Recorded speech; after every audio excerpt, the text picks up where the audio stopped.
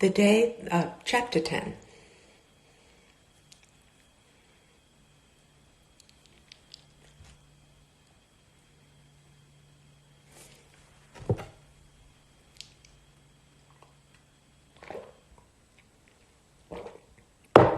Chapter 10. The day passed, much as the day before had done. Mrs. Hurst and Miss Bingley had spent some hours of the morning with the invalid, who continued, though slowly, to mend. And in the evening Elizabeth joined their party in the drawing-room. The loo table, however, did not appear. Mr. Darcy was writing, and Miss Bingley, seated near him, was watching the progress of his letter and repeatedly calling off his attention by messages to his sister. Mr. Hurst and Mr. Bingley were at piquet, and Mrs. Hurst was observing their game. Elizabeth took up some needlework and was sufficiently amused in attending to what passed between Darcy and his companion, the perpetual commendations of the lady, either on his handwriting or on the evenness of his lines or on the length of his letter, with the perfect unconcern with which her praises were received, formed a curious dialogue and was exactly in union with her opinion of each. "How delighted Miss Darcy will be to receive such a letter!" He made no answer. "You write uncommonly fast." "You are mistaken. I write rather slowly." "How many letters you must have occasion to write in the course of a year! Letters of business, too. How odious I should think them." "It is fortunate, then, that they fall to my lot instead of yours." "Pray tell your sister that I long to see her." "I have already told her so once, by your desire." "I'm afraid you do not like your pen. Let me mend it for you. I mend pens remarkably well." "Thank you, but I always mend my own." "How can you contrive to write so even?" He was silent. "Tell your sister I'm delighted to hear of her improvement on the harp, and pray let her know that I am quite in raptures with her beautiful little design for a table, and I think it infinitely superior to Miss Grantley's. Will you give me leave to defer your raptures till I write again? At present I have not room to do them justice." "Oh, it is of no consequence. I shall see her in January. But do you always write such long letters to her, Mr. Darcy?" "They are generally long, but whether always charming, it is not for me to determine." "It is a rule with me that a person who can write a long letter with ease cannot write ill." "That will not do for a compliment to Darcy, Caroline," cried her brother, "because he does not write with ease. He studies too much for words of 4 syllables. Do you not, Darcy?" "My style of writing is very different from yours." "Oh!" cried Miss Bingley, "Charles writes in the most careless way imaginable. He leaves out half his words and blots the rest. My ideas flow so rapidly that I have not time to express them, by which means my letters sometimes convey no ideas at all to my correspondents." "Your humility, Mr. Bingley. Your humility, Mr. Bingley," said Elizabeth, "must disarm reproof." "Nothing is more deceitful," said Darcy, "than the appearance of humility.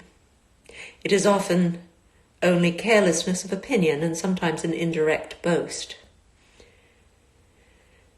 "And which of the two do you call my little recent piece of modesty?" "The indirect boast. For you are really proud of your defects in writing, because you consider them as proceeding from a rapidity of thought and carelessness of execution, which, if not estimable, you think at least highly interesting. The power of doing anything with quickness is always prized much by the possessor, and often without any attention to the imperfection of the performance. When you told Mrs. Bennet this morning that if you ever resolved upon quitting Netherfield you should be gone in 5 minutes, you meant it to be a sort of... Oh my gosh, what is this word? Panegyric? Panegyric? Panegyric?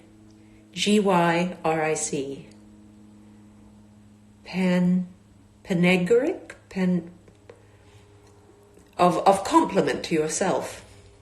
And yet, what is there so very laudable in a precipitance which must leave very necessary business undone, and can be of no real advantage to yourself or anyone else? Nay, cried Bingley, this is too much. To remember at night all the foolish things that were said in the morning. And yet, upon my honour, I believe what I said of myself to be true, and I believe it at this moment. At least, therefore, I did not assume the character of needless precipitance merely to show off before the ladies. I dare say you believed it, but I am by no means convinced that you would be gone with such celerity. Your conduct would be quite as dependent on chance as that of any man I know. And if, as you were mounting your horse, a friend were to say, Bingley, you had better stay till next week, you would probably do it. You would probably not go, and at another word might stay a month. You have only proved by this, cried Elizabeth, that Mr. Bingley did not do justice to his own disposition. You have shown him off now much more than he did himself. I am exceedingly gratified, said Bingley, by your converting what my friend says into a compliment on the sweetness of my temper, but I am afraid you are giving it a turn which that gentleman did by no means intend, for he would certainly think better of me, if under such circumstance I were to give a flat denial and ride off as fast as I could. Would Mr. Darcy then consider the rashness of your original intentions as atoned for by your obstinacy in adhering to them? Upon my word, I cannot exactly explain the matter. Darcy must speak for himself. You expect me to account for opinions which you choose to call mine, but which I have never acknowledged. Allowing the case, however, to stand according to your representation, you must remember, Miss Bennet, that the friend who is supposed to desire his return to the house and the delay of his plan has merely desired it, asked it without offering one argument in favour of its propriety. To yield readily, easily to the persuasion of a friend is no merit with you. To yield without conviction is no compliment to the understanding of either. You appear to me, Mr. Darcy, to allow nothing for the influence of friendship and affection. A regard for the requester would often make one readily yield to a request, without waiting for arguments to reason one into it. I am not particularly speaking of such a case as you have supposed about Mr. Bingley. We may as well wait, perhaps, till the circumstance occurs before we discuss the discretion of his behaviour thereupon. But in general and ordinary cases between friend and friend, where one of them is desired by the other to change a resolution of no very great moment, should you think ill of that person for complying with the desire, without waiting to be argued into it?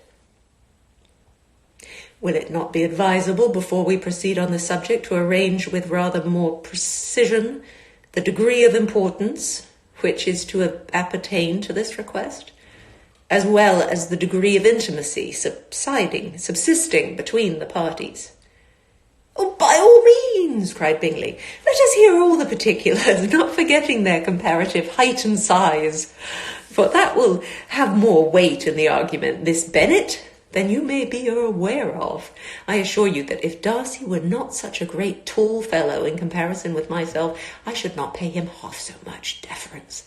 I declare I do not know a more awful object than Darcy, on particular occasions and in particular places, at his own house especially, and of a Sunday evening, when he has nothing to do. Mr. Darcy smiled, but Elizabeth thought she could perceive that he was rather offended, and therefore checked her laugh. Miss Bingley warmly resented the indignity he had received. in an expostulation with her brother for talking such nonsense. "I see your design, Bingley," said his friend. "You dislike an argument and want to silence this." "Perhaps I do. Arguments are too much like disputes. If you and Miss Bennet will defer yours till I'm out of the room, I shall be very thankful. And then you may say whatever you like of me." "What you ask," said Elizabeth, "is no sacrifice on my side." And Mr. Darcy had much better finish his letter. Mr. Darcy took her advice and did finish his letter. When that business was over, he applied to Miss Bingley and Elizabeth for an indulgence of some music. Miss Bingley moved with some alacrity to the pianoforte, and after a polite request that Elizabeth would lead the way, which the other, as politely and more earnestly negatived, she seated herself. Mrs. Hurst sang with her sister, and while they were thus employed, Elizabeth could not help observing, as she turned over some music books that lay on the instrument, how frequently Mr. Darcy's eyes were fixed on her. She hardly knew how to suppose that she could be an object of admiration to so great a man, and yet that he should look at her because he disliked her was still more strange. She could only imagine, however, at last that she drew his notice because there was something more wrong and reprehensible, according to his ideas of right, than in any other person present. The supposition did not pain her. She liked him too little to care for his approbation. After playing some Italian songs, Miss Bingley varied the charm by a lively Scotch air, and soon afterwards Mr. Darcy, drawing near Elizabeth, said to her, "Do you not feel a great inclination, Miss Bennet, to seize such an opportunity of dancing a reel?" She smiled, but made no answer. He repeated the question, with some surprise at her silence. "Oh," said she, "I heard you before, but I could not immediately determine what to say in reply. You wanted me, I know, to say yes, that you might have the pleasure of despising my taste. But I always delight in overthrowing those kind of schemes, and cheating a person of their premeditated contempt. I have therefore made up my mind to tell you that I do not want to dance a reel at all. And now despise me if you dare." "Indeed, I do not dare." Elizabeth, having rather expected to affront him, was amazed at his gallantry, but there was a mixture of sweetness and archness in her manner which made it difficult for her to affront anybody, and Darcy had never been so bewitched by any woman as he was with her. He really believed that were it not for the inferiority of her connections, he should be in some danger. Miss Bingley saw, or suspected enough to be jealous, and her great anxiety for the recovery of her dear friend Jane received some assistance from her desire of getting rid of Elizabeth. She often tried to provoke Darcy into disliking her guest by talking of their supposed marriage and planning his happiness in such an alliance.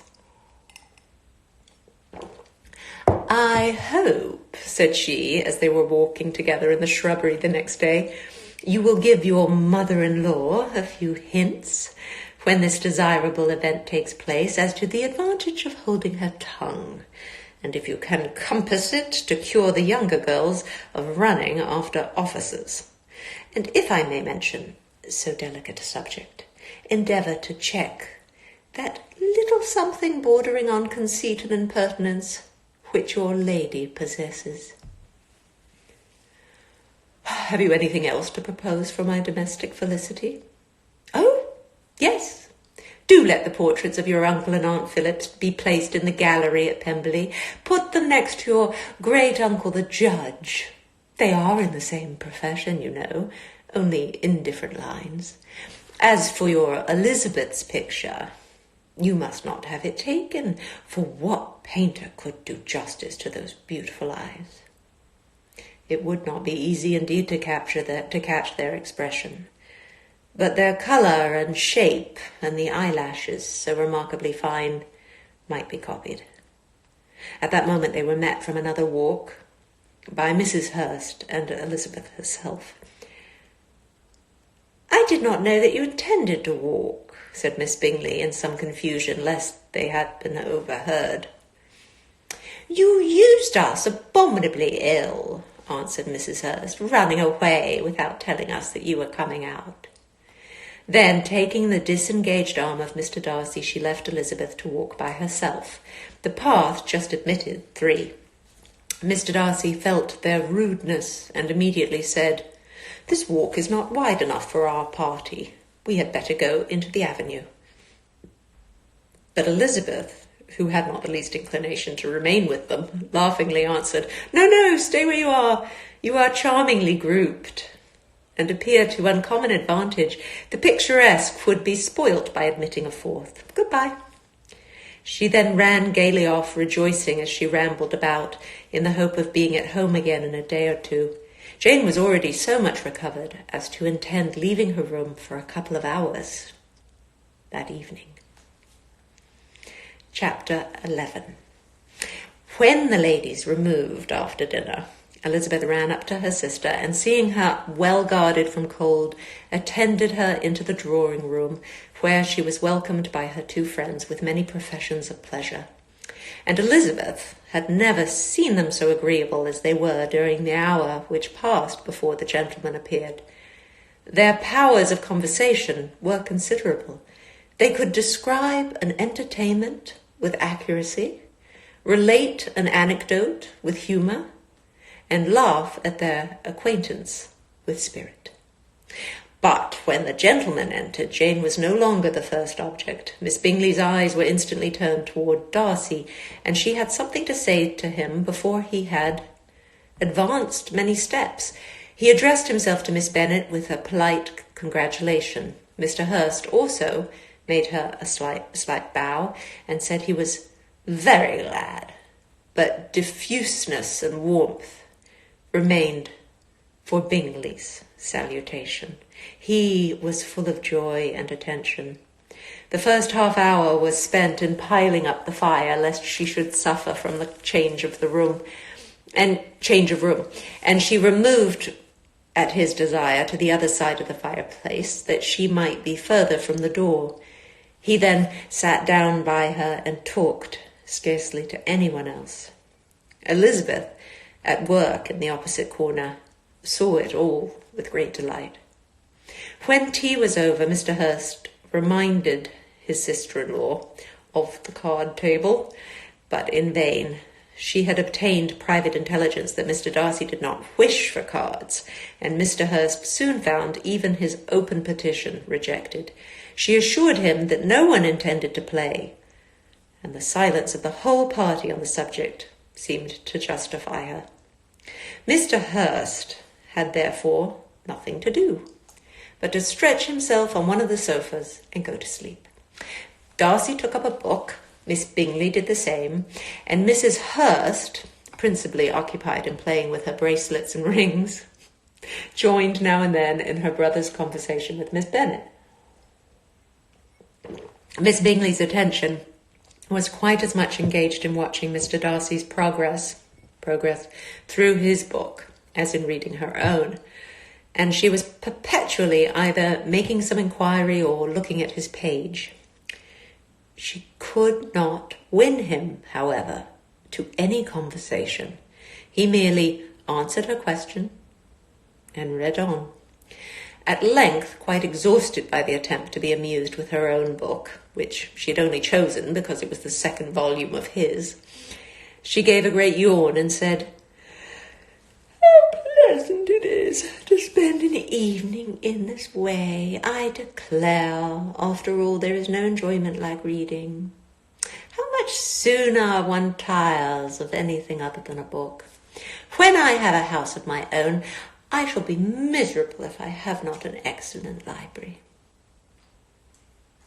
No one made any reply. She then yawned again, threw aside her book, and cast her eyes round the room in quest for some amusement. When hearing her brother mentioning a ball to Miss Bennet, she turned suddenly towards him and said, by the by, Charles, are you really serious in meditating a dance at Netherfield? I would advise you, before you determine on it, to consult the wishes of the present party. I am much mistaken if there are not some among us to whom a ball would be rather a punishment than a pleasure. If you mean Darcy, cried her brother, he may go to bed, if he chooses, before it begins. But as for the ball, it is quite a settled thing, and as soon as Nicholas has made white soup enough, I shall send round my cards. I should like balls infinitely better, she replied, if they were carried on in a different manner, but there is something insufferably tedious in the usual process of such a meeting.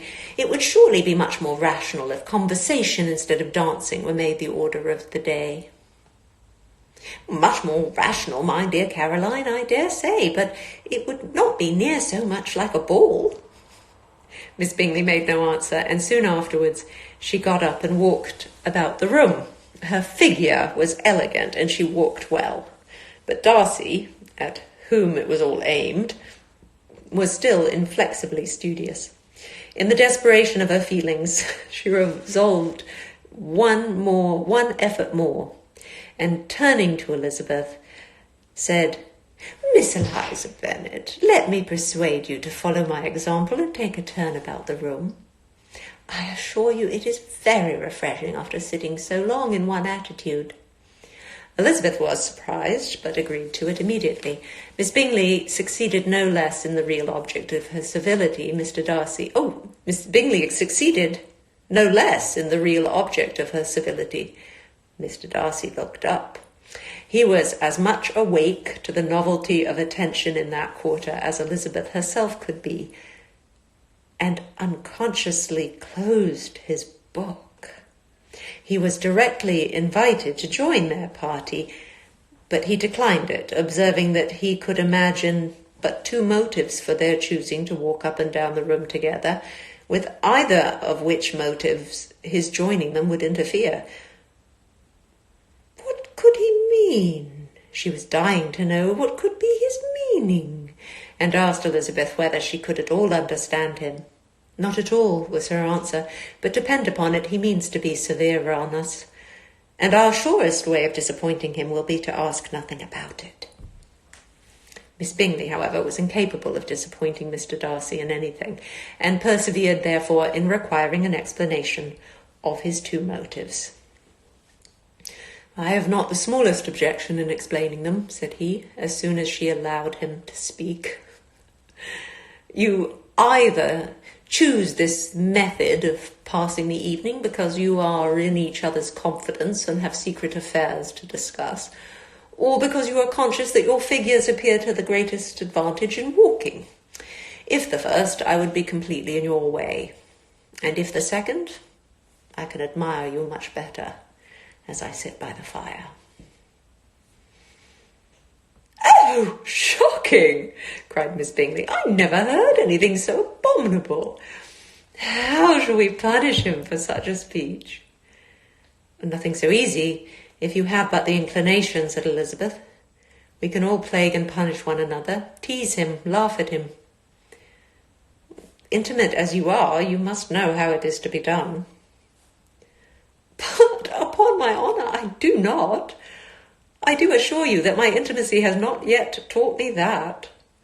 Tease calmness of manner and presence of mind? No, I feel he may defy us there.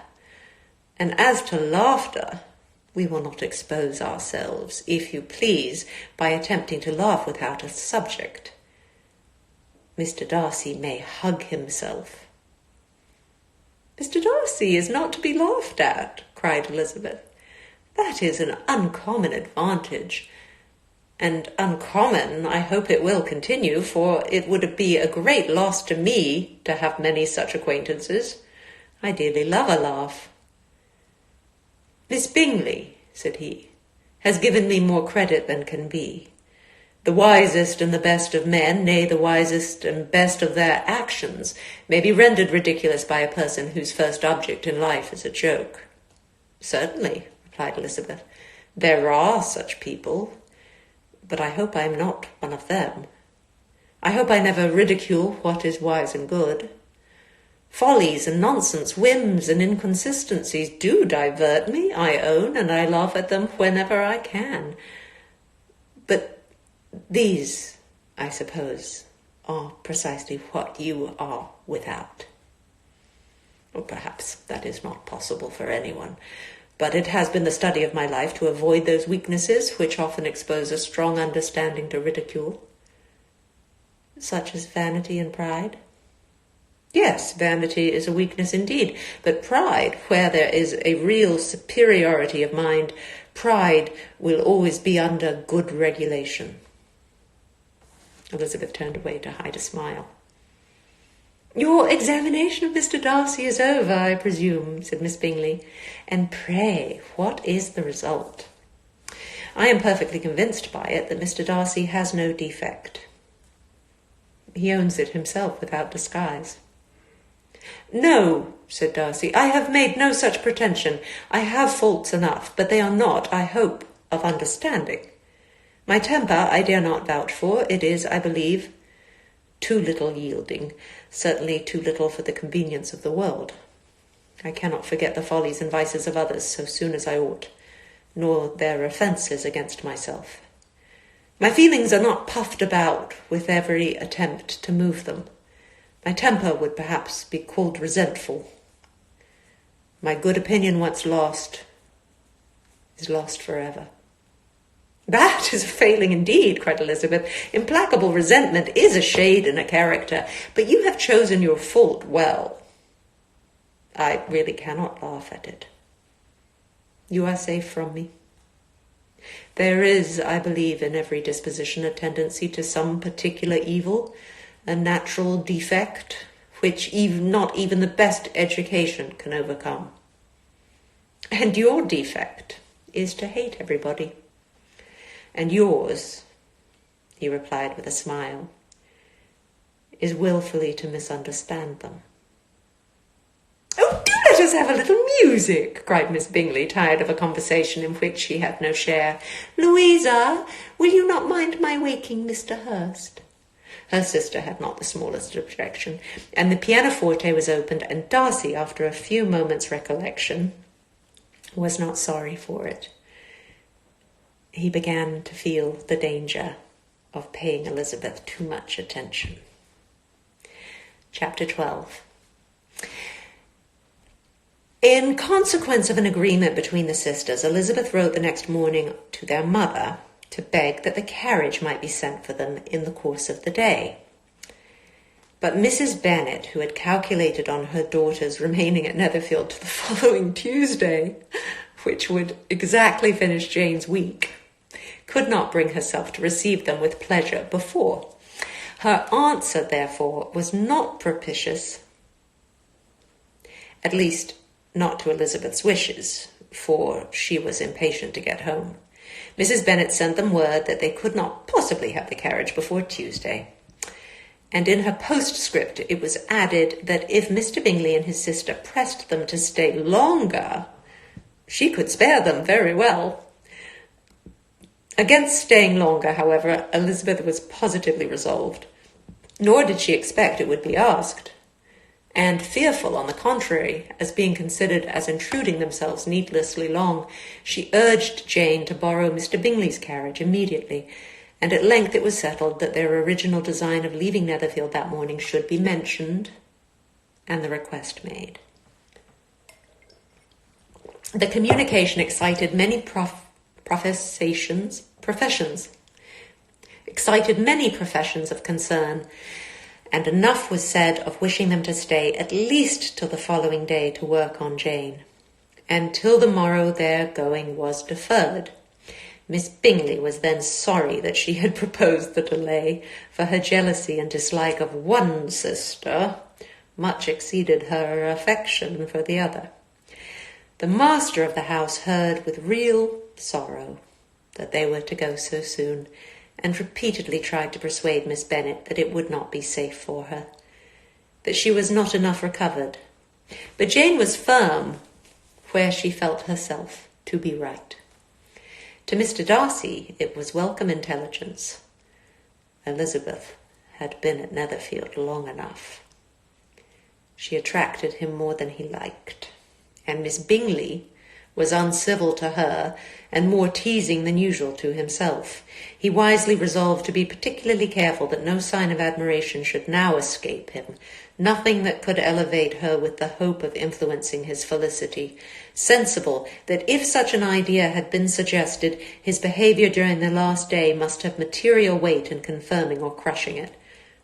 Steady to his purpose, he scarcely spoke 10 words to her through the whole of Saturday, and though they were at one time left by themselves for half an hour, he adhered most conscientiously to his book and would not even look at her.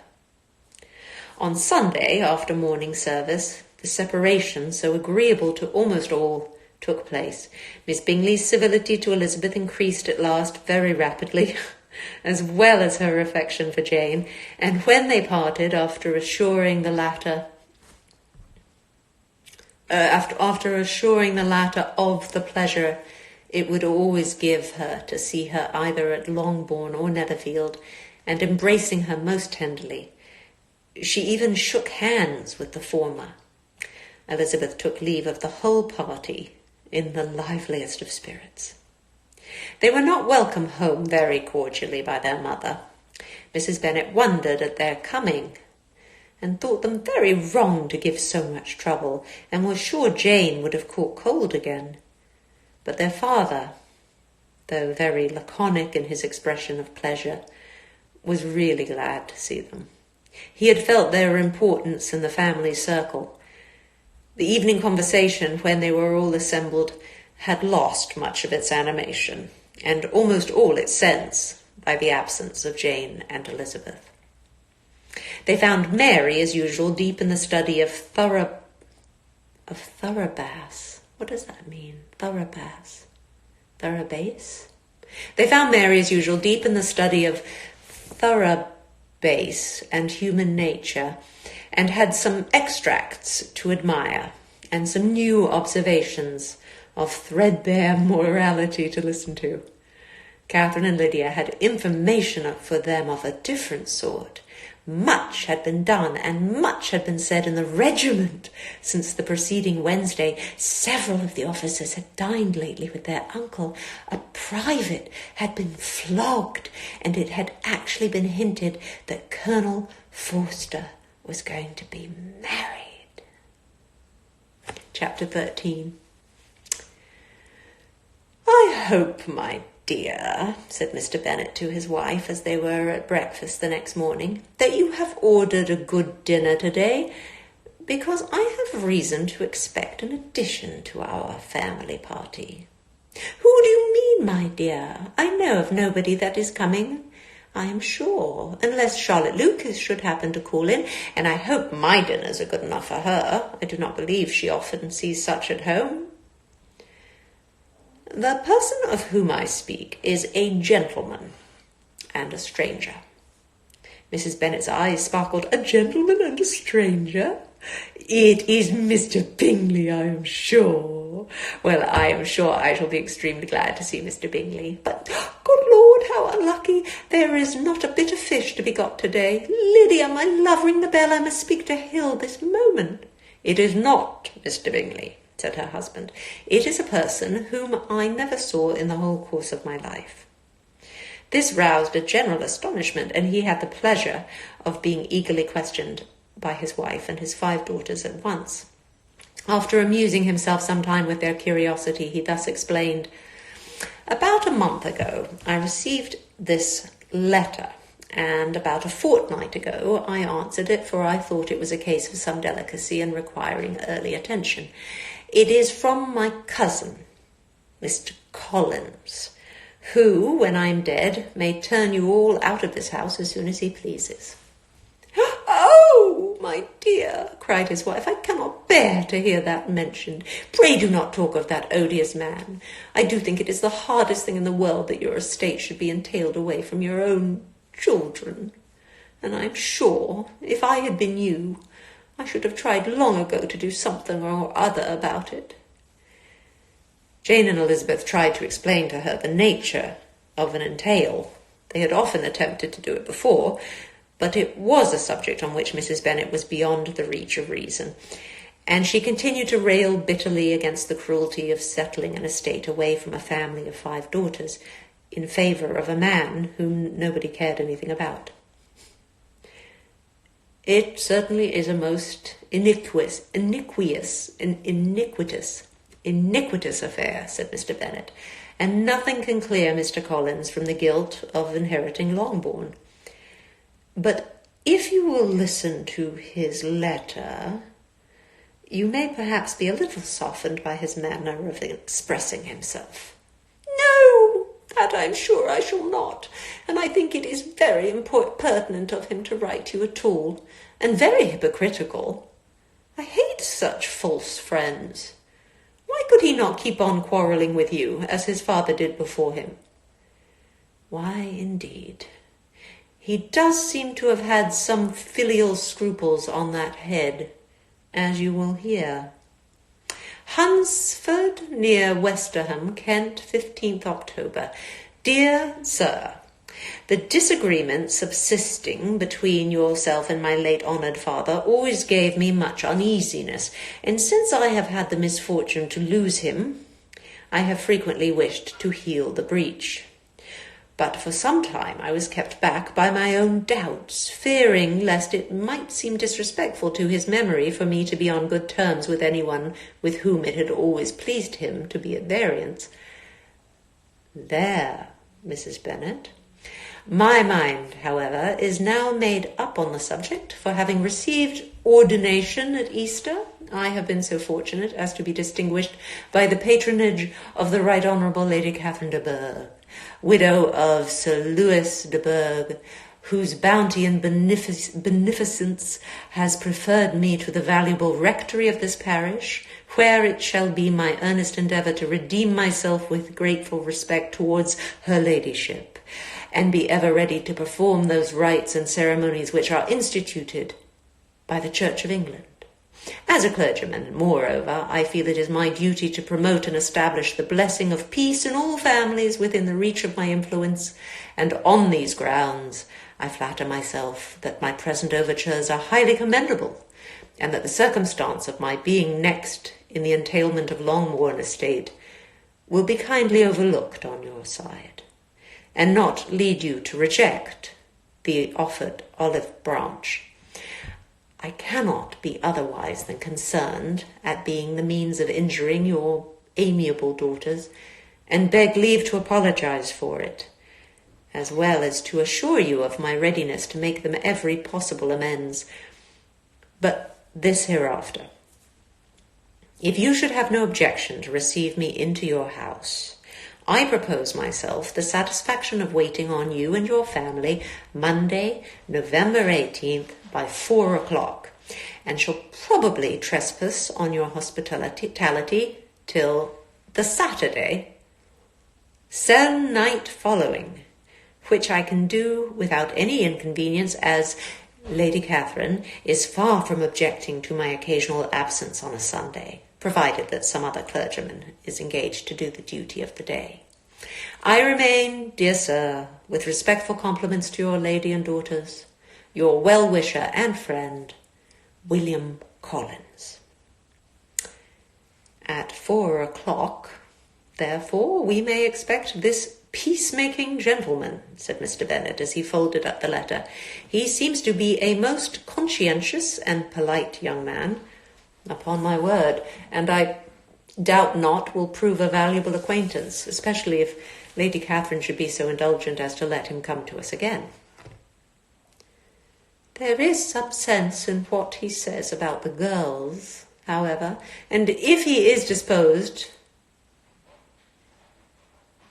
to make them any amends, I shall not be a person to discourage him. "Though it is difficult," said Jane, "to guess in what way he can mean to make us the atonement he thinks our due. The wish is certainly to his credit." Elizabeth was chiefly struck by his extraordinary deference for Lady Catherine, and his kind intention of christening, marrying, and burying his parishioners whenever it were required.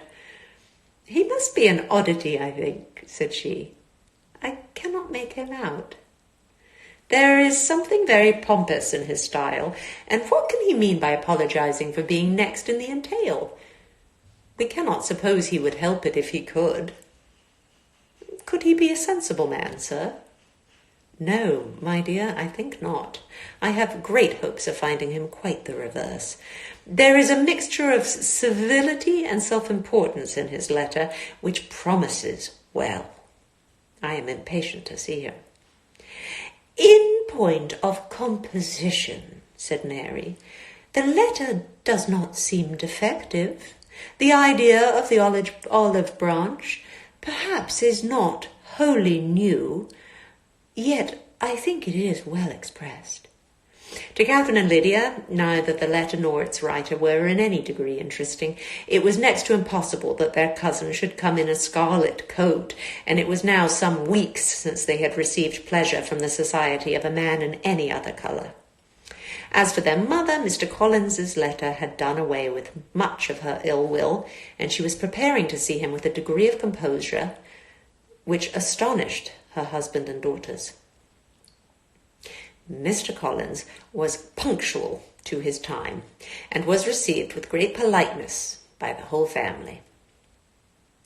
Mr. Bennet, indeed, said little, but the ladies were ready enough to talk, and Mr. Collins seemed neither in need of encouragement nor inclined to be silent himself. He was a tall, heavy-looking young man of 25. His air was grave and steady, and his manners were very formal. He had not been long seated before he complimented Mrs. Bennet on having so fine a family of daughters, said he had heard much of their beauty, but that in this instance fame had fallen short of the truth, and added that he did not doubt her seeing them all in due time disposed of in marriage. This gallantry was not much to the taste of some of his hearers, but Mrs. Bennet, who quarrelled with no compliments, answered most readily, "You are very kind, I'm sure, and I wish with all my heart it may prove so, for else they will be destitute enough. Things are settled so oddly. You allude, perhaps, to the entail of this estate." "Ah, sir, I do indeed. It is a grievous affair to my poor girls, you must confess. Not that I mean to find fault with you, for such things I know are all chance in this world. There is no knowing how estates will go when once they come to be entailed. I am very sensible, madam, of the hardship to my fair cousins, and could say much on the subject, but that I am cautious of appearing forward and precipitate. But I can assure the young ladies that I come prepared to admire them. At present I will not say more, but perhaps when we are better acquainted." He was interrupted by a summons to dinner, and the girls smiled on each other. They were not the only objects of Mr. Collins's admiration. The hall, the dining room, and all its furniture were examined and praised, and his commendation of everything would have touched Mrs. Bennet's heart, but for the mortifying supposition of his viewing it all as his own future property. The dinner, too, in its turn, was highly admired, and he begged to know to which of his fair cousins the excellency of its cooking was owing.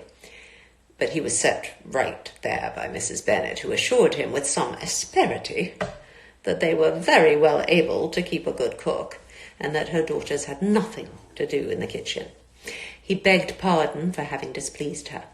In a softened tone she declared herself not at all offended, but he continued to apologize for about a quarter of an hour.